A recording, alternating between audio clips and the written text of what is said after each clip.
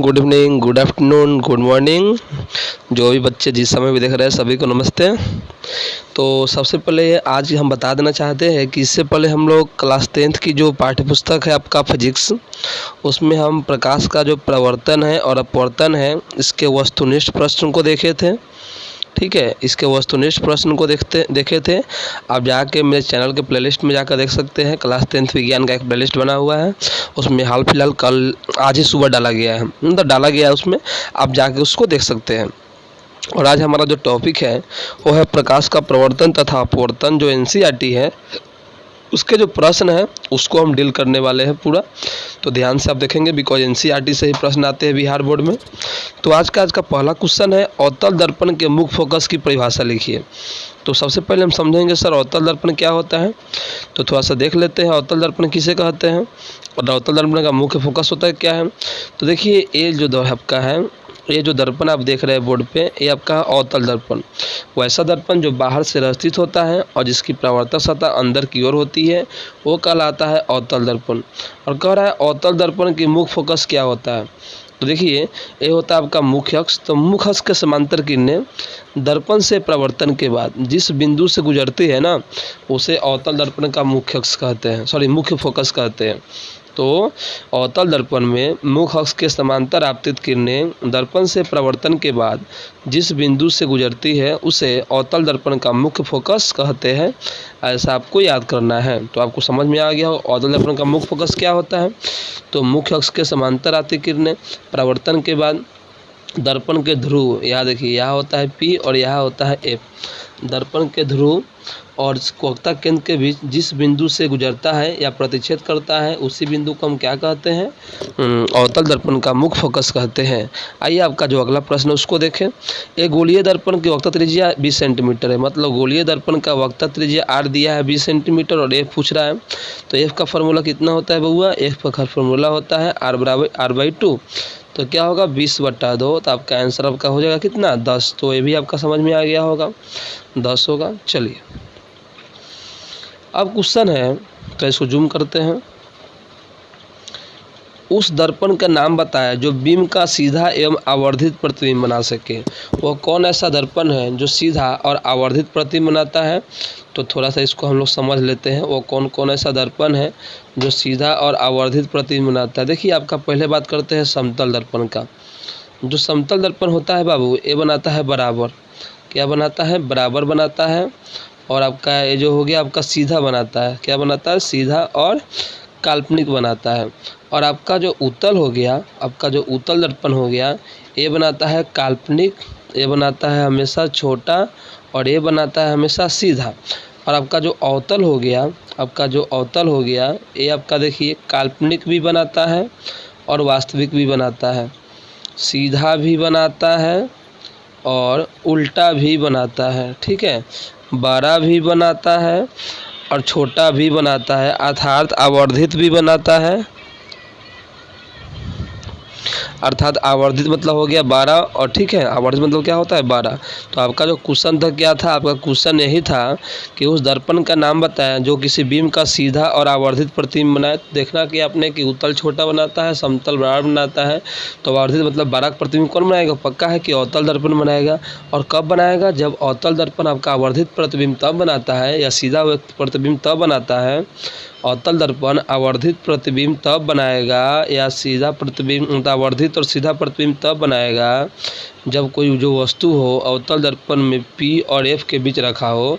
तो इसका जो प्रतिबिंब बनता है, इसका जो प्रतिबिंब बनता है ये दर्पण के दूसरे साइड बनता है। ठीक है, दर्पण के दूसरे साइड।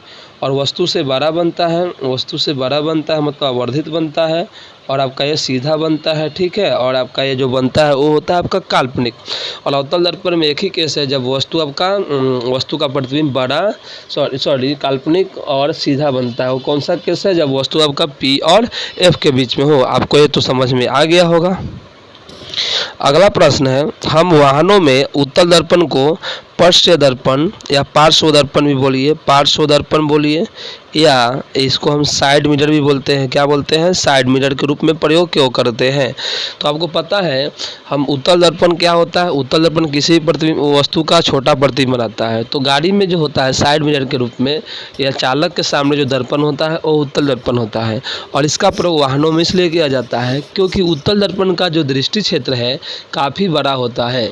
या दूर से आते हुए जो वस्तु होती है उसकी प्रतिबिंब को छोटा करके दिखाता है, जिससे चालक अपने आसपास की वस्तुओं को देख सकती है और अपनी वाहन को सुरक्षित ढंग से चला सकती है। तो यह सब बात आपको लिखना है। थोड़ा पढ़ते हैं क्या लिखा हुआ है। उत्तल दर्पण को इसलिए प्राथमिकता देते हैं क्योंकि ये सदैव सीधा प्रतिबिंब बनाते हैं। यद्यपि वह छोटा होता है, इनका दृष्टि क्षेत्र भी बहुत अधिक है क्योंकि ये बाहर की ओर रोकृत होते हैं। अतः समतल दर्पण की तुलना में मतलब उत्तल दर्पण क्यों लगाते हैं? क्योंकि इनका दृष्टि क्षेत्र बड़ा होता है, ये किसी भी वस्तु का छोटा और सीधा प्रतिबिंब बनाता है और दूर की वस्तु को छोटा करके दिखाता है। इसलिए उत्तल दर्पण का प्रयोग वाहनों में साइड मिरर के रूप में और सामने वाले दर्पण के रूप में करते हैं। आइए अब कह रहा है उत्तल दर्पण की फोकस दूरी ज्ञात करें जिसकी वक्रता त्रिज्या 32 सेंटीमीटर है। अब यहाँ पे बउआ आर दिया हुआ है 32 सेंटीमीटर और एफ पूछ रहा है, तो एफ बराबर क्या होता है? r/2 होता है। तो क्या हो जाएगा 32/2 बराबर आपका हो जाएगा 16 सेंटीमीटर। क्या हो जाएगा आपका 16 सेंटीमीटर। आंसर आ गया आपका। देख रहे हैं 16 सेंटीमीटर आसान है, कल ऑब्जेक्टिव में भी कर किए हैं। यदि आप ऑब्जेक्टिव नहीं पढ़े जाएगा ऑब्जेक्टिव को देख लो, यह चैप्टर बहुत इंपॉर्टेंट है। यहाँ से डायरेक्ट क्वेश्चन एग्जाम में आते हैं और इसको बढ़िया से देखें। कोई अवतल दर्पण आमने सामने 10 सेंटीमीटर की दूरी पर हो। ठीक है, कोई अवतल दर्पण हो आमने सामने।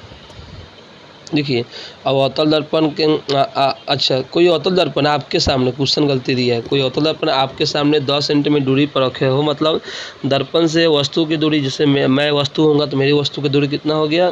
10 सेंटीमीटर हो गया। ठीक है, और अवतल दर्पण है तो अवतल दर्पण में जो वस्तु दूरी होता है वो किस में होता है? माइनस में। तो माइनस में लिख लीजिए। किसी बिंब का 3 गुना आवर्धित प्रतिबिंब, मतलब यहाँ आवर्धन दिया है। आवर्धन क्या दिया है? 3। तो 3 गुना मतलब आवर्धन 3 गुना का अर्थ क्या हुआ? आवर्धन 3 दिया है। किसी बिंब का 3 गुना प्रतिबिंब वास्तविक प्रतिबिंब बनता है। वास्तविक होने का अर्थ हुआ कि जो प्रतिबिंब होगा उल्टा होगा। उल्टा होने का अर्थ हुआ यहाँ पे आपका हो जाएगा माइनस। प्रतिबिंब दर्पण से कितनी दूरी पे है? अब यहाँ पे एम और यू दिया है तो आपको पता होगा, आपको कहता क्या होगा कि जब एम और यू दिया है, देखिए प्रतिबिंब दर्पण से कितनी दूरी पे है, तो एम का जो फार्मूला होता है वो होता है बुआ, क्या होता है? एम बराबर होता है दर्पण में -v/u और एम का वैल्यू है -3 और -v और u का वैल्यू है -10। माइनस से माइनस हो गया कैंसिल, तो आपका जो v का वैल्यू हो गया अर्थात जो प्रतिबिंब की दूरी होगी वो 30 होगी। आइए क्वेश्चन क्या पूछा है देखते हैं। तो प्रतिबिंब की दूरी पूछी है, प्रतिबिंब की दूरी आपका क्या होगा? 30 होगी। इस बात को आपको क्या करना है? याद रखना है। ठीक है, अब देखिए क्वेश्चन है वायु में गमन करती प्रकाश की किरण जल में तिरछी प्रवेश करती है।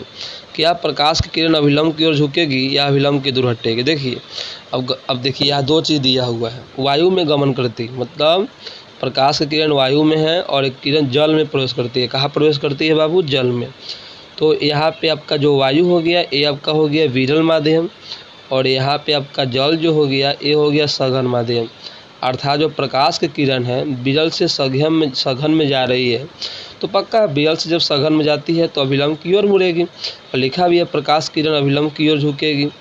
प्रकाश की अभिलंब की ओर झुकेगी क्योंकि प्रकाश किरण वायु जो एक विरल माध्यम है और जल जो कि वायु की तुलना में सघन माध्यम में प्रवेश करती है, तो ऐसी स्थिति में क्या होता है? प्रकाश की किरण जो है अभिलंब की ओर घूमती है। ये आपको बता दिया गया है। चलिए क्वेश्चन नंबर 2 देखिए। प्रकाश वायु से 1.5 अपवर्तनांक की कांच प्लेट में प्रवेश करता है। जो कांच का जो अपवर्तनांक यहाँ दिया है 1.50। कांच में प्रकाश की चाल कितनी है? शुरुआत में प्रकाश की चाल c दिया हुआ है, तो यहाँ पे आपका म्यू दिया हुआ है। कितना दिया हुआ है? 1.5 और यहाँ पे c भी आपको पता है 3 × 10⁸ मीटर पर सेकेंड होता है। और आपसे यह v पूछ रहा है, मतलब जो v पूछ रहा है, मतलब कहने का अर्थ हुआ आपका जो क्वेश्चन हो क्या है कि कांच में प्रकाश की चाल कितनी होगी। तो आपको फार्मूला पता होगा भाई, आपको फार्मूला पता होगा कि होता है म्यू बराबर c/v।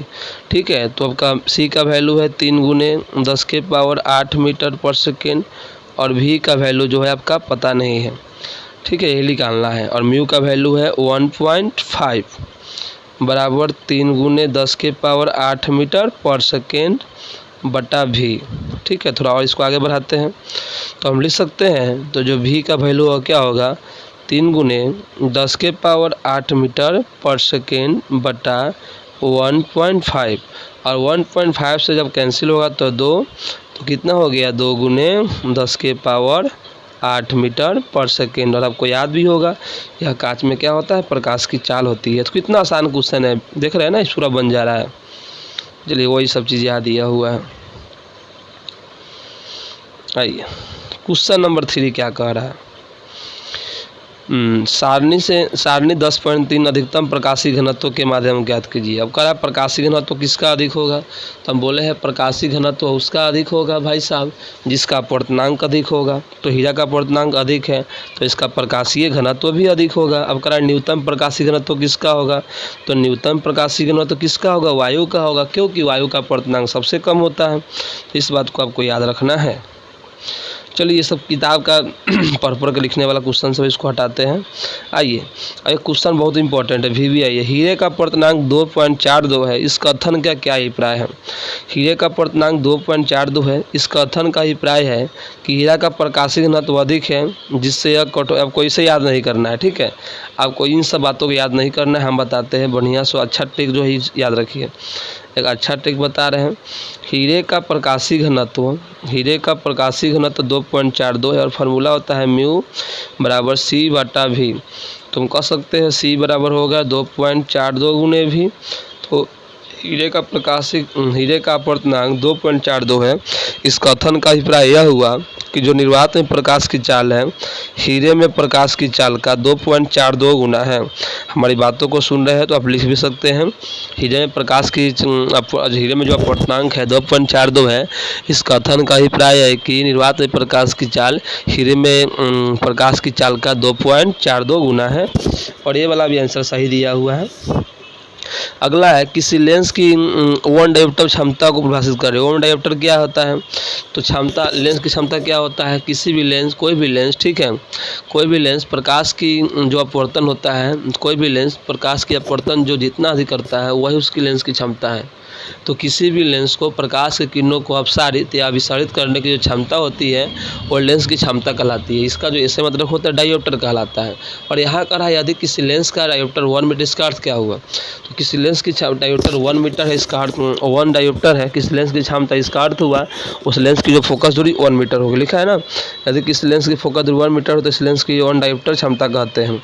तो किसी लेंस की 1 डायोप्टर क्षमता कह रहा है क्या होता है, तो किसी लेंस की 1 डायोप्टर क्षमता वह होता है जिसमें लेंस की फोकस दूरी कितनी होती है, 1 मीटर होती है। आसान है। चलिए कोई उत्तल लेंस किसी सुई का वास्तविक तथा उल्टा प्रतिबिंब बनाता है। उत्तल लेंस है वास्तविक और उल्टा बनाता है। उत्तल लेंस से 50 सेंटीमीटर दूर बनाता है, मतलब यहाँ भी दिया है, कितना दिया है बाबू, ये भी दिया है 50 सेंटीमीटर। यह सुई उत्तल लेंस के सामने कहाँ रखें यदि इसका प्रतिबिंब उसी साइज का बन रहा है। कह रहा है यदि इसका प्रतिबिंब उसी साइज का बन रहा है जिस साइज का बीम है। कह रहा है अब प्रतिबिंब को कहाँ रखेंगे कि जितना उसका प्रतिबिंब का आकार है उतना है इसका प्रतिबिंब का अथी भी बने, क्या बने, और जो प्रतिबिंब भी बने, मतलब जितना प्रतिबिंब का आकार है और उतना वस्तु का आकार है, दोनों अगर बराबर हो तो कह रहा है प्रतिबिंब को वस्तु को कहाँ रखेंगे कि प्रतिबिंब का आकार और वस्तु का आकार बराबर आएगा। तो आपको बताया गया था कि जब फोकस दूरी के दोगुने दूरी पर रखते हैं तो प्रतिबिंब का आकार और वस्तु का आकार क्या होता है, बराबर होता है। क्यों, क्योंकि ये जो लेंस आपका क्या है, उत्तल लेंस है। क्या है, उत्तल लेंस। हाँ, फोकस दूरी की दोगुनी दूरी पर। ये आपका न्यूमेरिकल है, आप इसको आराम से थोड़ा देखेंगे कैसे बनाना, देख लीजिए। यहाँ कुछ नहीं करना है, लेंस की क्षमता भी ज्ञात करना है। अच्छा जी, लेंस की क्षमता भी ज्ञात करना है। तो कहने का अर्थ है वो बाबू, यहाँ पे आपका देखिए यू आपका कितना हो गया, यहाँ पे भी तो 50 हो ही गया, और कह रहा है जितनी प्रतिबिंब दूरी है उतनी वस्तु दूरी भी है, तो यहाँ पे यू भी 50 हो गया। और वास्तविक और काल्पनिक बनना, मतलब यू आपका हो जाएगा इसमें माइनस में, ठीक है, यू किस में होगा, माइनस में। और लेंस सूत्र क्या होता है, तो लेंस सूत्र होता है आपका, लेंस सूत्र आपका होता है 1/v माइनस 1/u बराबर 1/f, ठीक है। तो 1/v, तो चलिए ज्ञात करते हैं कितना होगा, 1/v 50 हो जाएगा। लेकिन आपका जो भी है प्रतिबिंब दूरी है तो भी होगा आपका प्लस में, और लेंस आपका जो है जो यू है वस्तु दूरी है ठीक है। तो याद रखना है कि यू जो आपका होगा माइनस वहाँ था और यहाँ ही माइनस है, तो यहाँ होगा 1/50 बराबर 1/f हो जाएगा। आइए इसका एलसीएम निकालते हैं। जो 50-50 का एलसीएम क्या आएगा, 50 ही आएगा। 50-50 का एलसीएम यदि आप निकालते हैं तो भाई साहब 50 ही आएगा। तो 50 का तो 1 + 1 बराबर 1/f। तो आपका समझ गया कि 2/50 का जो वैल्यू है 1/f के बराबर है। तो हम कह सकते हैं कि f का जो वैल्यू है वो कितना है बाबू, 25 सेंटीमीटर है। तो f आ गया आपका कितना, f आ गया 25 सेंटीमीटर पर, f आ गया आपका 25 सेंटीमीटर पे, f निकालना था, ठीक है। अब कहाँ वस्तु को रखेंगे तो याद रखिएगा और 2f पर रखा आएगा तभी बराबर बनेगा। अब क्वेश्चन आपका पूछ रहा है क्या कि जो f 25 सेंटीमीटर तो आ गया, तो p क्या होगा, तो p का फार्मूला होता है p बराबर 1/f। यदि मीटर में आंसर आया तो 1/f और सेंटीमीटर में निकालना हो तो 100/सेंटीमीटर f, ठीक है। तो यदि आप 1/25 रखते हैं तो 25 तो आपका सेंटीमीटर में है, तो ये फार्मूला मत लगाइए, आप लगाइए 100/25। तो ये हो गया आपका 4 सेंटीमीटर। क्या हो गया, 4 सेंटीमीटर आपका सॉरी 4 सेंटीमीटर का रहे, माफ़ कीजिएगा, 4 डायोप्टर आपका क्या हो गया, इसकी क्षमता हो गया। और यदि इसको आप डायोप्टर 4 डायोप्टर आपका क्षमता आया है 4D, यदि आप चाहे तो इसको किस में कर सकते हैं, ठीक है, आप कन्वर्ट भी कर सकते हैं, आपके ऊपर डिपेंड करता है। तो ये आप समझ गए होंगे, क्षमता निकालना है 4 डायोप्टर कैसे आया, देखिए आया ही होगा। 4 डायोप्टर क्षमता कितना आ गया आपका लेंस का, 4 डायोप्टर। ये बहुत आसान क्वेश्चन है। अगला क्वेश्चन देखिए, 2 मीटर फोकस दूरी वाले किसी अवतल लेंस की क्षमता ज्ञात करें। और f की दूरी कितना है, फोकस दूरी का, फोकस लेंस का फोकस दूरी, अवतल लेंस की फोकस दूरी 2 मीटर, मतलब माइनस में होगा, भी कोई अवतल लेंस की फोकस दूरी माइनस में होती है, क्षमता कह रहा है। तो फार्मूला होता है p बराबर 1/f होता है मीटर में, तो यहाँ मीटर में ही दिया हुआ है, तो -1 आपका 2 हो जाएगा, तो कितना हो गया -0.5। माइनस दर्शाता है कि यह कौन सा लेंस है, अवतल लेंस है, उत्तल होता तो यह प्लस होता, तो -0.5 डायोप्टर आपको समझ में आ रहा होगा। निम्नलिखित में कौन सा पदार्थ लेंस बनने के लिए पर्याप्त नहीं होता है, बहुत वेरी इंपॉर्टेंट क्वेश्चन है, तो याद रखिएगा मिट्टी का प्रयोग हम लोग नहीं करते हैं। ऑब्जेक्टिव क्वेश्चन है, किसी बीम का अवतल दर्पण द्वारा बना प्रतिबिंब आभासी कह रहा है। अवतल दर्पण में आभासी प्रतिबिंब बनाना है, सीधा बनाना है और बीम से 12 ही समझाया हूँ कि आभासी, अवतल दर्पण में आभासी, सीधा और 12 प्रतिबिंब, अतः आभासी बनाने के लिए क्या करना पड़ेगा, उस वस्तु को हमको P और F के बीच रखना पड़ेगा, दर्पण के ध्रुव और मुख्य फोकस के बीच रखना पड़ेगा। तो मुख्य फोकस तथा वक्ता केंद्र के बीच, वक्ता केंद्र पर हाँ D नंबर होगा, दर्पण के ध्रुव तथा मुख्य फोकस के बीच वस्तु को रखेंगे तो 12 बनेगा, काल्पनिक बनेगा और सीधा बनेगा। किसी बीम का वास्तविक तथा समान साइज, देखिए अब समान साइज का प्रतिबिंब ज्ञात करना है, कौन सा लेंस में, उत्तल लेंस में। तो समान साइज का जब प्रतिबिंब ज्ञात करना होता है उत्तल लेंस में, जो फोकस दूरी का जो दुगुनी दूरी होता है 2f, उस पर हम क्या करते हैं, वस्तु को रखते हैं। तो इसका आंसर हो जाएगा बी, फोकस दूरी के दोगुनी दूरी पर। अब है किसी गोलीय दर्पण तथा किसी पतली गोलीय लेंस दोनों की फोकस दूरी, ऑब्जेक्टिव में बता चुका हूँ, किसी गोलीय दर्पण और किसी गोलीय लेंस दोनों की फोकस दूरी प्लस है। गोलीय दर्पण में फोकस दूरी किसका होता है माइनस में, अवतल दर्पण का, तो पहले इसको याद रखिए, अवतल दर्पण का फोकस दूरी माइनस हो गया। और लेंस में फोकस दूरी किसका माइनस होता है, लेंस में भी फोकस दूरी माइनस होता है अवतल का। तो हम कह सकते हैं कि यहाँ लेंस भी और दर्पण भी क्या होगा, दोनों आपका अवतल होगा, तो ये नंबर बिल्कुल सही है। चलिए अब है किसी दर्पण से आप चाहे कितनी ही दूरी पर खड़े हो, आपका प्रतिबिंब सदैव सीधा बनता है। आप किसी दर्पण से कितना भी दूरी पर क्यों नहीं खड़े हो, आपका प्रतिबिंब हमेशा सीधा बनता है। कौन सा दर्पण है, 2 ही दर्पण है जहाँ सीधा हमेशा बनता है, एक तो समतल दर्पण, एक दूसरा उत्तल दर्पण। तो यहाँ आंसर होगा समतल और उत्तल। ये सब क्वेश्चन इंपॉर्टेंट है, एग्जाम में बार बार पूछा जाता है, इसको आपको याद रखना है। देखिए अब है किसी शब्दकोश में पाए गए छोटे अक्षरों को, छोटे अक्षर को पढ़ना है, तो सबसे पहला बात तो भाई साहब याद रखिएगा कि इसमें हम उत्तल लेंस का प्रयोग करेंगे। अब कह रहा है अब नज़दीक का पढ़ना है, तो नज़दीक का पढ़ना है तो फोकस दूरी 50 या 5, तो नज़दीक का पढ़ना है तो फोकस दूरी कम रखना पड़ेगा, तो यहाँ होगा 5 सेंटीमीटर दूरी का एक उत्तल लेंस, ठीक है। तो 6 का आंसर आपका हो जाएगा सी।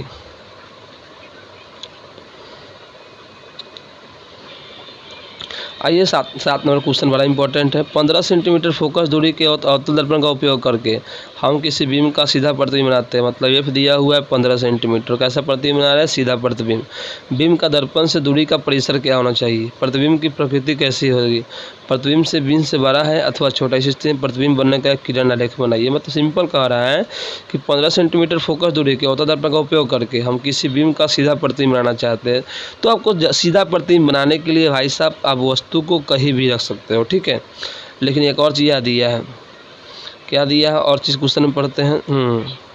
सीधा प्रतिबिंब बनाना है, उसके साथ साथ क्या दिया है? बीम का दर्पण से दूरी का। आप सीधा प्रतिबिंब बनाने के लिए एक ही केस है, अवतल दर्पण में सीधा प्रतिबिंब बनाना है तो एक ही केस है। क्या केस है? वो केस यह है कि अवतल दर्पण में सीधा प्रतिबिंब बनेगा एक ही केस में, बाकी सब में उल्टा बनता है। सीधा प्रतिबिंब बनाने के लिए जो आपका वस्तु है उसको हमको ध्रुव और एफ के बीच रखना होगा, और जो आपका देख रहे हैं वस्तु बनेगा वो दर्पण के दूसरे साइड बनेगा और काल्पनिक बनेगा, बड़ा बनेगा और सीधा बनेगा। यह केस बहुत इंपॉर्टेंट है, 5 नंबर के क्वेश्चन में आपका एग्जाम में आता ही आता है। 5 नंबर के क्वेश्चन में इसको याद रखना है। प्रतिबिंब की प्रकृति क्या होगी? आभासी होगा, सीधा होगा, और पी और एफ के बीच हमेशा रखेंगे तो क्या होगा? बड़ा ही बनेगा। चलिए आया भी है 8वां प्रश्न। निम्न स्थितियों में प्रयुक्त दर्पण का प्रकार देता है।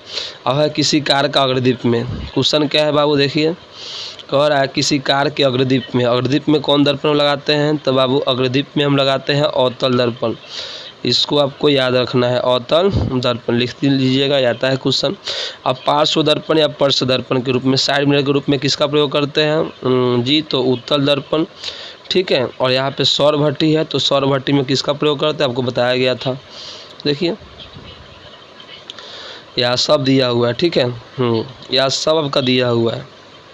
तो सौर कुकर में बताया समतल दर्पण और सौर भट्टी में अवतल दर्पण, इसको याद रखना है।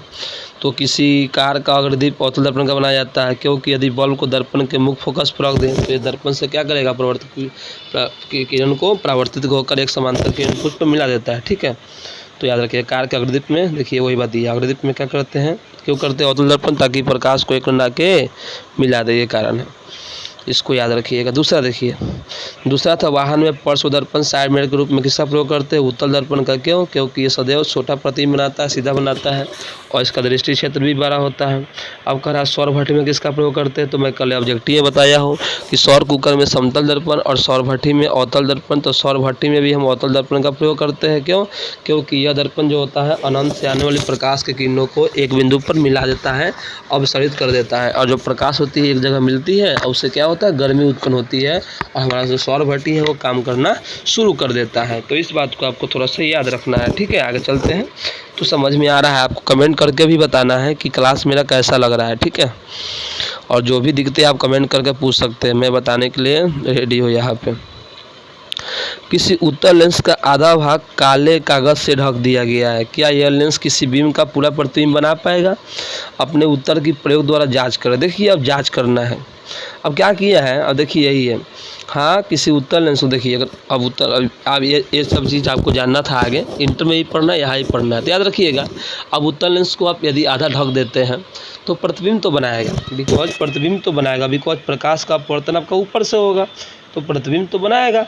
एक प्रकाशीय केंद्र से गुजरेगा तो प्रतिबिंब को बनेगा। लेकिन अंतर क्या होता है कि जब जो पूरा लेंस जो पहले खाली था, साफ सुथरा था, वो जो प्रतिबिंब बनाएगा उसकी चमक और अब जो प्रतिबिंब बनेगा उसकी चमक, दोनों में अंतर हो जाता है। आप यदि किसी लेंस को आप आधा काले कलर से ढक देते हैं तो जो लेंस द्वारा प्रतिबिंब तो पूरा बनता है, लेकिन अब जो प्रतिबिंब की जो चमक होती है वो थोड़ा घट जाती है, लिखा भी होगा। हाँ किसी उत्तल लेंस का यदि आधा कागज ढक दिया जाए तभी यह लेंस किसी दिए गए बीम का प्रतिबिंब बनाएगा। देख रहे हैं आप लोग, बना तो रहा है, लेकिन जांच करना है तो क्या होगा? आप काले कागज से आधा भाग ढक दिया है। उत्तल लेंस को प्रयोगशाला का काम है, ये आपका प्रैक्टिकल का काम है, लेकिन याद रखिएगा ये पूरा प्रतिबिंब तो बनाएगा, लेकिन ये जो प्रतिबिंब जो अभी नया बनेगा वो पूरा प्रज्वलित नहीं होगा, उतना चमकदार नहीं होगा पहले की तुलना में। चलिए 5 सेंटीमीटर लंबा कोई बीम। अब बीम की ऊंचाई दिया है, मतलब बीम मतलब होता है वस्तु, वस्तु की ऊंचाई मतलब हो गया एज, कितना दिया है बाबू? 5 सेंटीमीटर, प्लस में होगा 10 सेंटीमीटर फोकस दूरी किसी अभिसारी लेंस। अभिसारी लेंस बोले तो उत्तल लेंस, तो 10 सेंटीमीटर दिया फोकस दूरी, तो ये भी आपका हो जाएगा प्लस।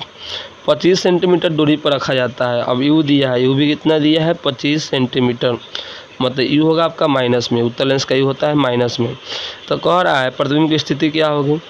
साइज़ क्या होगी, तो आराम से आप इसको निकाल सकते हैं। ठीक है, आपका काम क्या है, घर पर इसको निकालना है। 3 चीज़ दिया हुआ है। मैं होमवर्क देता हूँ, आपको आंसर लिखना है कमेंट बॉक्स में।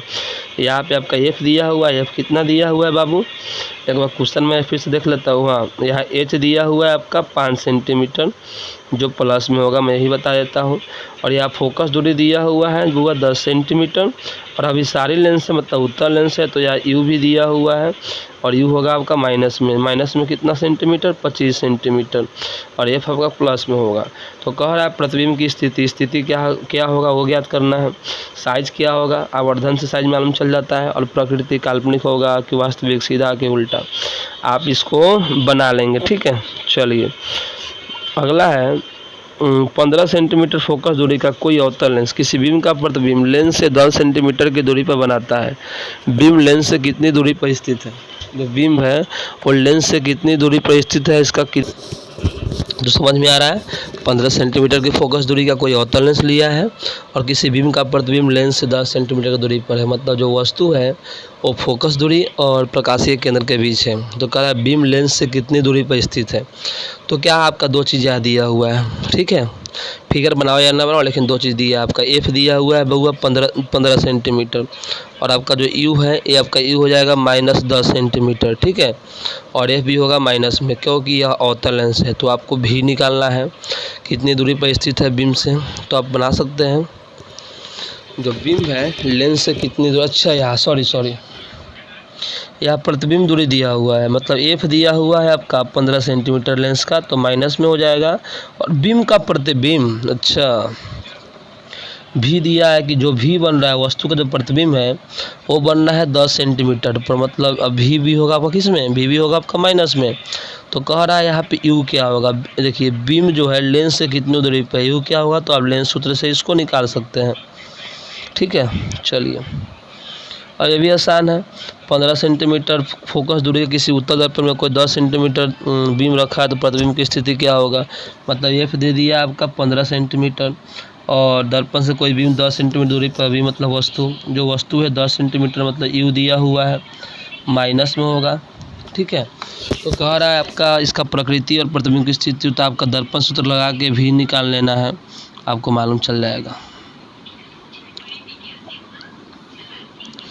एक समतल दर्पण द्वारा उत्पन्न आवर्धन एक है, इसका अर्थ क्या हुआ। अब समतल दर्पण का आवर्धन एक तब होता है जब वस्तु की दूरी और प्रतिबिंब की दूरी बराबर होती है, या जो वस्तु की ऊंचाई होती है प्रतिबिंब की ऊंचाई आपस में बराबर होती है। तो इसको आपको याद रखना है। ठीक है,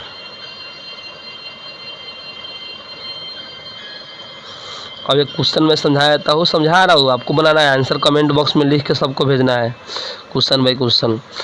5 सेंटीमीटर लंबाई का कोई बीम, देखिए 5 सेंटीमीटर लंबाई का कोई बीम, कोई ऊंचाई है एच कितना दिया है 5 सेंटीमीटर, 30 सेंटीमीटर वक्ता त्रिज्या आर दिया है कितना आपका बाबू 30 सेंटीमीटर। तो आपका जो एफ हो जाएगा वो कितना होगा 15 सेंटीमीटर हो जाएगा। 20 सेंटीमीटर दूरी पर रखा गया है, मतलब वस्तु जो है उत्तल दर्पण में, कहाँ पे, उत्तल दर्पण में कितना दूरी पर है 20 सेंटीमीटर में। तो यू हो जाएगा माइनस में, और आपका एफ भी हो जाएगा माइनस में। दर्पण कौन सा है आपका, सॉरी एफ होगा इसका प्लस में, उत्तल दर्पण है तो एफ इसका हो जाता है प्लस में। इस बात को आपको याद रखना है। तो एच दे दिया है 5, एफ दे दिया है -15, यू दे दिया है -20, तो प्रतिबिंब मतलब भी निकाल लेंगे। वही क्वेश्चन फिर से आ गया, आपको ये सब निकाल लेना है। ठीक है,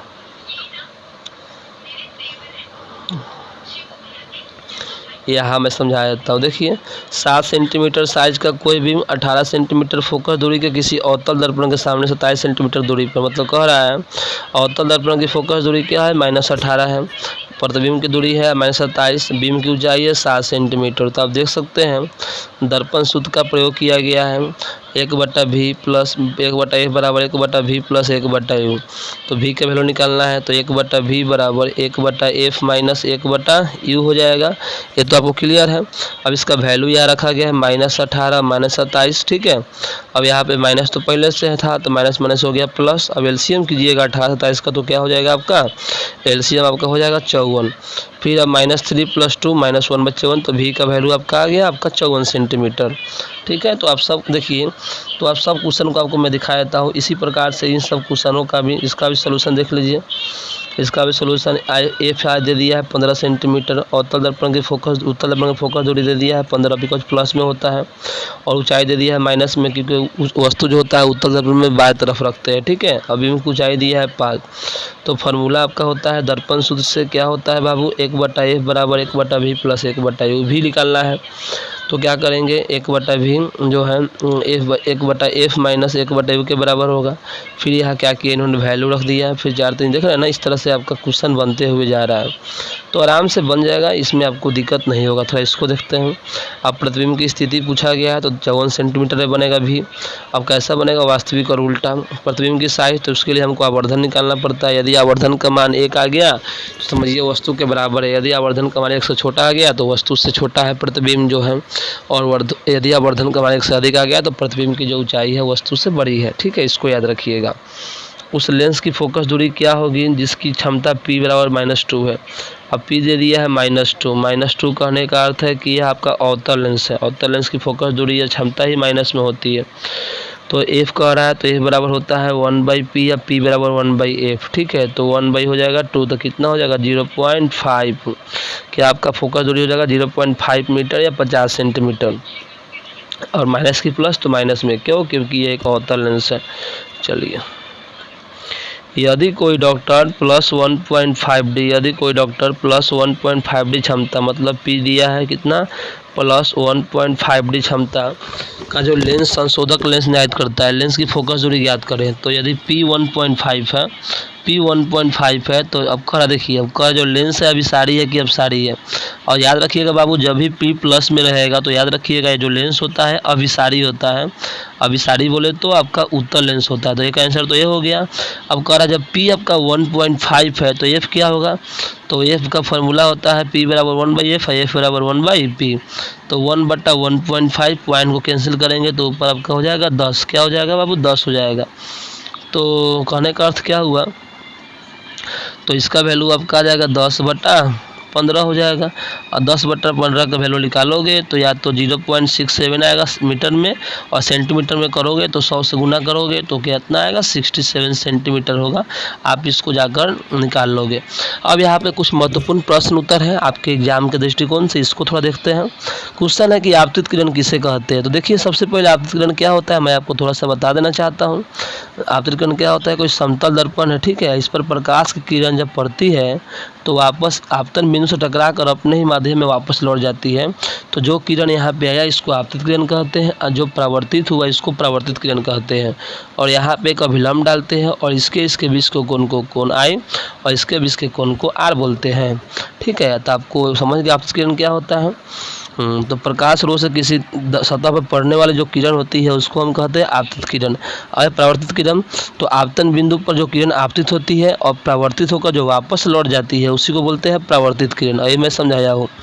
उस दर्पण का नाम बताया जो बिंब का सीधा और आवर्धित प्रतिबिंब बनाता है। सीधा और आवर्धित प्रतिबिंब कौन सा दर्पण बनाएगा, उत्तल तो हमेशा छोटा और बनाएगा और काल्पनिक बनाएगा, समतल हमेशा बराबर बनाएगा और काल्पनिक बनाएगा। जबकि आपका अवतल दर्पण जो है वो काल्पनिक, वास्तविक, छोटा, बड़ा, सीधा, उल्टा सब बनाता है। जिसका आंसर क्या होगा, आपका अवतल दर्पण होगा। इस बात को आपको याद करके रखना है, ठीक है।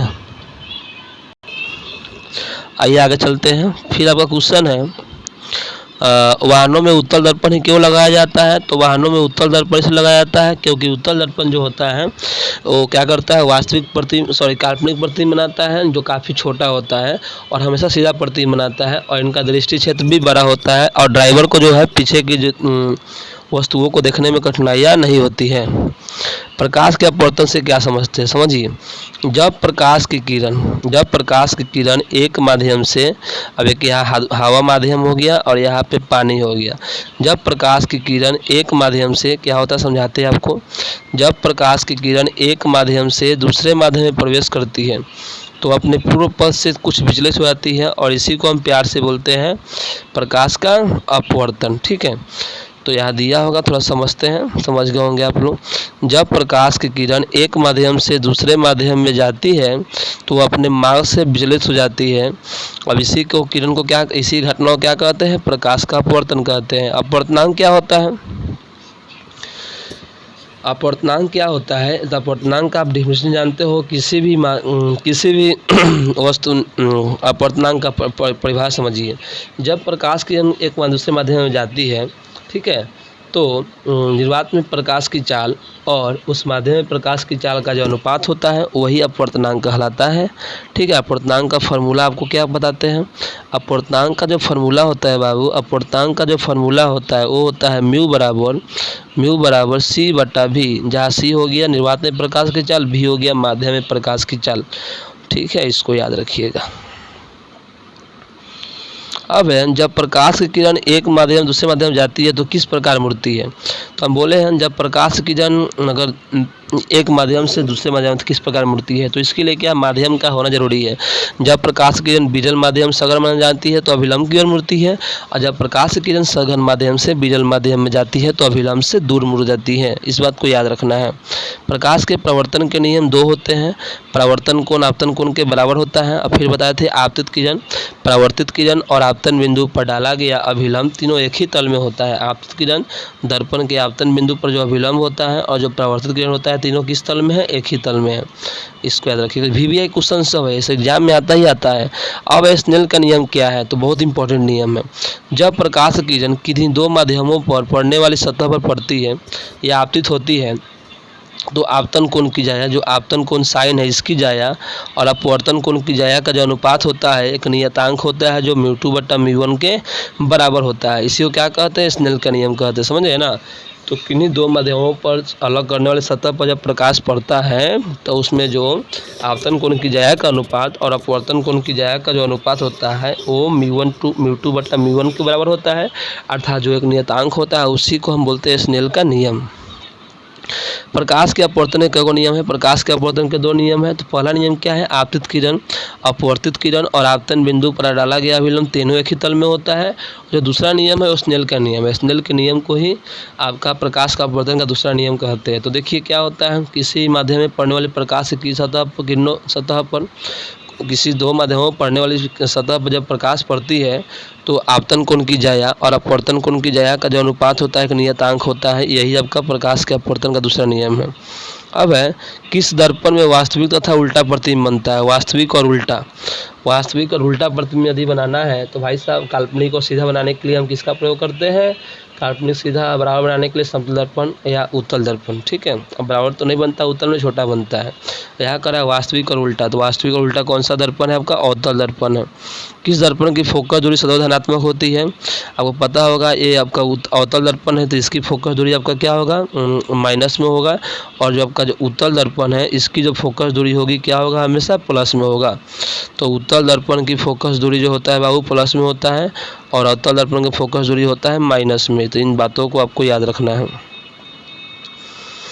अब है, दर्पण का बीम को ऋणात्मक क्यों माना जाता है? मतलब दर्पण का जो वस्तु है ऋणात्मक क्यों होता है?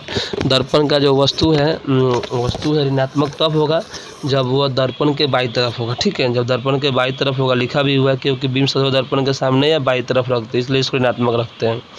अब क्वेश्चन है, उस दर्पण का नाम बता जिसकी फोकस ऋणात्मक होती है। तो जिस दर्पण का ऋणात्मक फोकस दूरी कौन है? वो अवतल दर्पण है। चलिए, लेंस की क्षमता क्या है? तो हम बताया भी है कुछ देर पहले कि किसी भी लेंस द्वारा प्रकाश की किरणों को अपसरित करने या अभिसरित करने की जो क्षमता होती है वो लेंस की क्षमता होती है। इसे P से डिनोट करते हैं। यह फोकस दूरी के व्युत्क्रम के बराबर होता है, अर्थात जो P बराबर होता है 1/f, और इसका P का फार्मूला भी होता है 1/f इंटू मीटर, मीटर में हो तो 1/f, और सेंटीमीटर में f दिया हो तो 1/f इंटू सेंटीमीटर। और जो लेंस की क्षमता का जो मात्रक भी पूछ रहा है तो इसका मात्रक होता है आपका डायोप्टर, और डायोप्टर को हम डिनोट करते हैं बाबू साहब बड़ा D से, और इसका वैल्यू होता है मीटर। किसी लेंस की क्षमता धनात्मक होती है। किस लेंस की क्षमता धनात्मक होती है? तो बताया आपको जो अवतल लेंस होता है, उत्तल लेंस होता है, इसका फोकस धनात्मक होता है तो इसकी P भी क्या होगी? धनात्मक होगी। तो उत्तल लेंस की क्षमता धनात्मक होती है और अवतल लेंस की क्षमता ऋणात्मक होती है। क्यों? क्योंकि अवतल लेंस की फोकस दूरी भी ऋणात्मक होती है। एक उत्तल लेंस की क्षमता +2 पॉइंट है, वह कौन सा लेंस है? उत्तल लेंस की फोकस दूरी कितनी है? यदि उत्तल लेंस की क्षमता प्लस में है तो बताया हूँ, अच्छा सीधा लेंस दिया है, यदि लेंस की क्षमता प्लस में है तो बता दिया हो कि अगर लेंस की क्षमता प्लस में होता है तो वह लेंस होता है उत्तल या अभिसारी लेंस। फिर कह रहा है लेंस की फोकस दूरी क्या होगा, तो जब P बराबर है 2 तो 1 हो जाएगा 2 बराबर 0.5 मीटर हो जाएगा, सॉरी 0.5 मीटर। हाँ, F का वैल्यू क्या 0.5 मीटर या 50 सेंटीमीटर। क्यों, क्योंकि 100 से गुना कर देंगे। अब कह रहा है चश्मा बनाने वाले विभिन्नता क्षमता के लेंसों का उपयोग करते हैं। तो चश्मा बनाने वाले विभिन्न क्षमता के लेंसों का उपयोग करते हैं, लेंसों का उपयोग करते हैं। क्या कह रहा है, चश्मा बनाने वाले विभिन्न क्षमता के लेंसों का उपयोग किस प्रकार करते हैं। लेंस का उपयोग कैसे करेंगे कि जितना भी आपका क्षमता हो क्या करते हैं उसको आराम से वो जोड़ देते हैं। एक डायोप्टर, 2 डायोप्टर, 3 डायोप्टर। प्रकाश का मार्ग किस प्रकार होता है, प्रकाश का मार्ग किस प्रकार होता है। तो प्रकाश का मार्ग सीधी सरल रेखा होती है, ऑब्जेक्टिव में पढ़ाया गया है। किसी गोलीय दर्पण की फोकस दूरी क्या होती है, तो किसी गोलीय दर्पण की फोकस दूरी जो होती है उसकी वक्रता त्रिज्या की क्या होती है, आधी होती है। ये संबंध है। आपतित किरण किसे कहते हैं बता दिया गया है। परावर्तित किरण हो गया है, ये सब हो गया है। चलिए, आपका जितना क्वेश्चन इसमें है लगभग हो ही चुका है। ठीक है, यदि आपको अब दिक्कत है तो आप पूछ सकते हैं, तो आप कमेंट करके बताएंगे। जितना भी क्वेश्चन था NCERT का था, प्रकाश के प्रवर्तन तथा अपवर्तन। अगले क्लास में फिर हम मानव नेत्र तथा रंग बिरंगा संसार उसको लेकर मिलते हैं, मंडलीय अपवर्तन और वन विक्षेपण को लेकर मिलते हैं। पहले ऑब्जेक्टिव कराएंगे, तो आप मेरे चैनल को सब्सक्राइब कर ले ताकि जितने वीडियो आए आपका वीडियो मिस ना हो। आप आराम से देखिए, दिक्कत है तो कमेंट करके ज़रूर बताइए। ठीक है, मेरा पढ़ाने का तरीका कैसा लग रहा है ये आपको बताना है। चलिए, मिलते हैं फिर से अगले वीडियो में। तो देखने के लिए धन्यवाद। चलिए, भगवान आपको आपकी मनोकामना पूर्ण करे। Always smile, don't worry and be happy. चलिए, bye bye to all of you.